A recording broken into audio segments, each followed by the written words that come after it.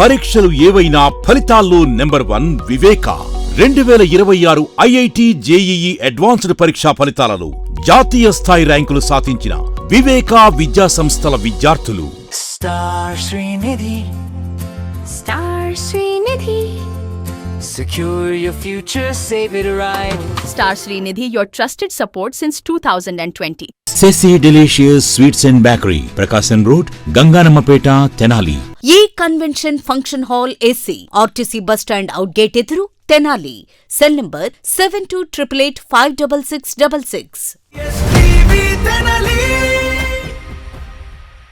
తెనాలి ఐతనగర్ ప్రాంతంలో శ్మశాన వాటిక ఇబ్బందులను అధికార యంత్రాంగం ఈరోజు పరిశీలిస్తూ ఉన్నారు. అనేక సంవత్సరాలుగా కూడా ఇక్కడ శ్మశాన వాటికకు సంబంధించి మృతదేహాలను ఖననం చేసేందుకు సరైన వసతి లేక సౌకర్యాలు లేక ఇక్కడ ఐతనగర్ వాసులు ఎంతో ఇబ్బంది పడుతూ ఉన్నారు. ఈరోజు గురువారం సాయంత్రం సబ్ కలెక్టర్ లక్ష్మీకుమారి అట్లాగే తహసీల్దార్ గోపాలకృష్ణ వాళ్ళ టీం అందరితో కలిసి ఇక్కడ ఐతనగర్లో విజిట్ చేస్తూ ఉన్నారు. ఇక్కడ ఏమేమి చూశారు, ఆ సమస్యకి ఏ విధంగా పరిష్కారం చూపుతున్నారు అనేది మనతో పాటు మేడం గారు ఉన్నారు, అడిగి తెలుసుకునే ప్రయత్నం చేద్దాం. మేడం, చాలా కాలం నుంచి ఈ సమస్య ఉంది, అనేక సార్లుగా వీరు ఇక్కడ కాలనీ వాసులు కానివ్వండి, వీరు కానివ్వండి మీ దృష్టికి తీసుకొచ్చారు.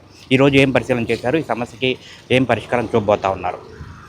అందరికీ నమస్కారం అండి. ఈరోజు తెనాలి ఐతర్ నగర్లో ఈ శ్మశాన విషయమై చాలాసార్లుగా వీరు నా దృష్టి తీసుకొచ్చారు, అలాగే ఎంఆర్ఓ గారు తెలియపరిచారు.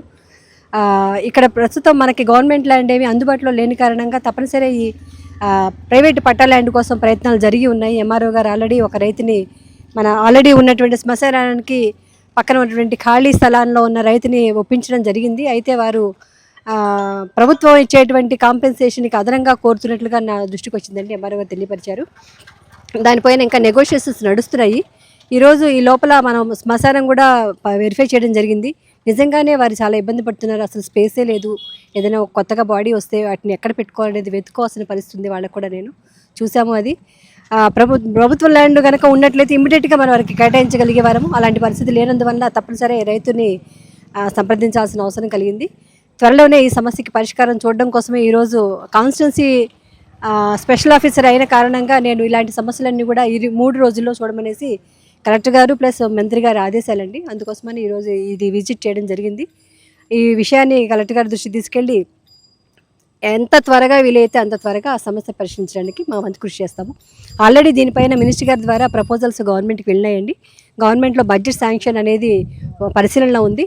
తప్పనిసరిగా అది కొంచెం త్వరితగా జరిగేలాగా చూసుకొని మేము ఇక్కడ వీరికి ల్యాండ్ కేటాయించే విషయమై ఎర్లీగా నిర్ణయం తీసుకుంటామని వీరికి అష్యూరెన్స్ ఇవ్వడం కోసం ఈరోజు ఫీల్డ్ విజిట్ చేయడం జరిగిందండి. Thank you sir. మీరు చెప్పండి, తహసీల్దార్ గారు, చాలా ఇష్యూ అనేది కూడా చాలా తీవ్రంగా ఉంది. చాలాసార్లు ఇక్కడ వాళ్ళు మిమ్మల్ని కలిశారు, వారి సమస్యలు తెలియజేశారు.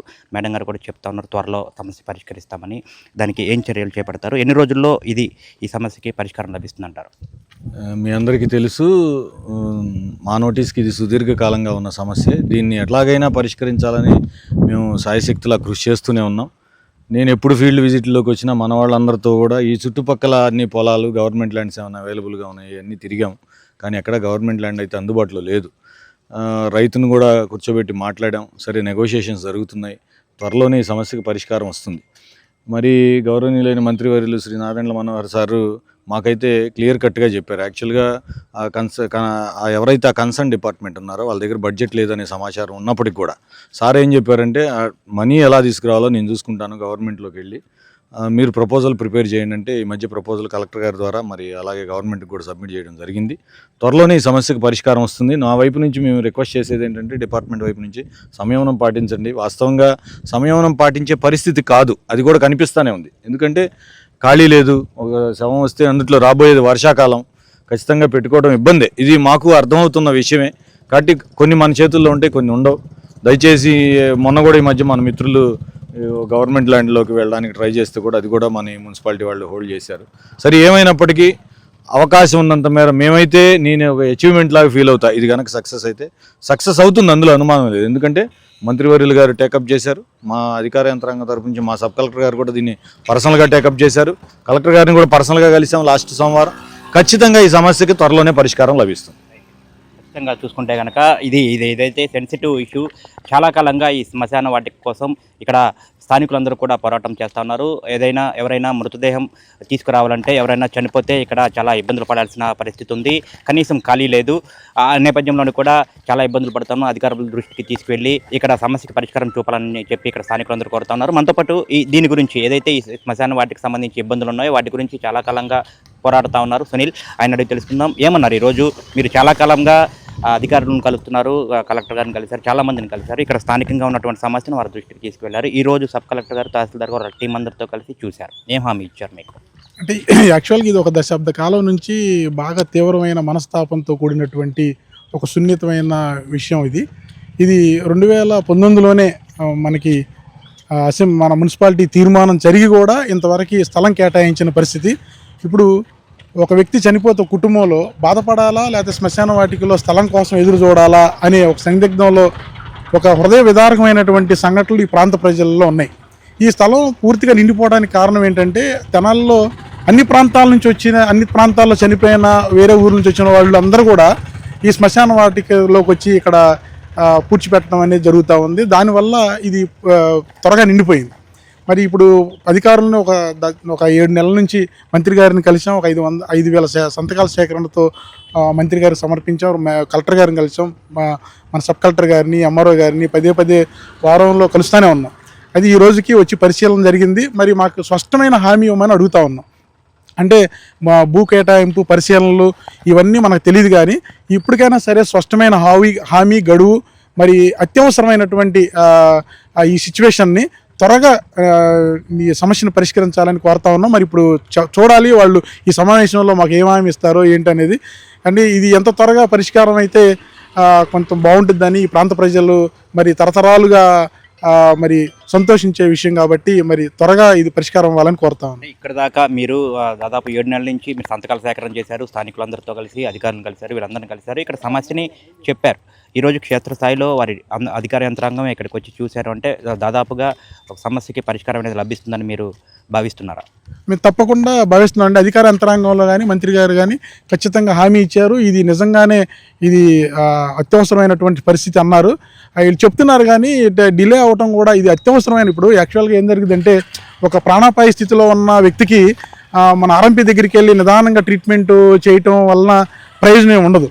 అత్యవసరమైన ట్రీట్మెంటే జరిగించాలి. ఇప్పుడు ఇది కూడా అత్యవసరమైన సమస్య కాబట్టి ఇప్పుడు ఇవన్నీ ప్రభుత్వం వెంటనే స్పందించి అత్యవసరంగా పరిష్కరిస్తేనే ఉపయోగం ఉండిద్ది.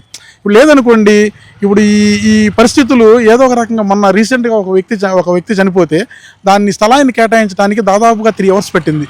ఎక్కడా ప్లేస్ లేదు. వాళ్ళ పితరులు పూడ్చిపెట్టిన స్థలాన్ని మళ్ళీ తీసి ఆ బాడీ కింద ఉండగానే తక్కువ లోతులో తీసి మళ్ళీ ఖననం చేయాల్సిన పరిస్థితి ఉంది. అలాంటి సిచ్యువేషన్స్ ఎదురవుతూ ఉన్నప్పుడు ప్రజలు కొంత ఉద్వేగానికి, కొంత తీవ్రమైన మనస్తాపానికి గురవుతూ ఉంటారు.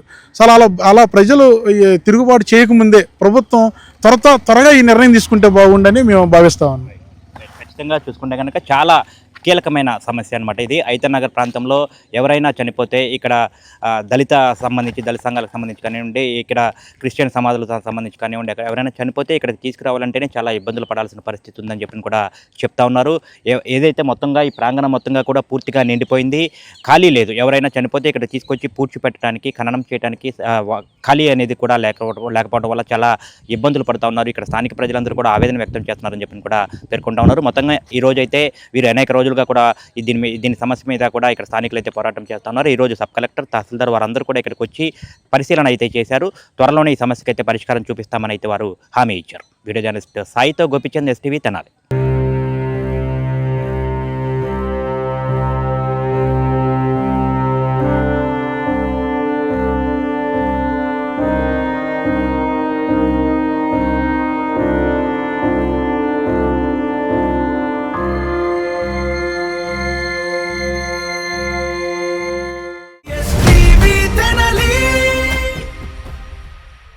Star Srinidhi. Star Srinidhi. Secure your future, save it right. Fixed deposits that help you grow. Gold loans when you need cash flow. Easily replicate your gold loan.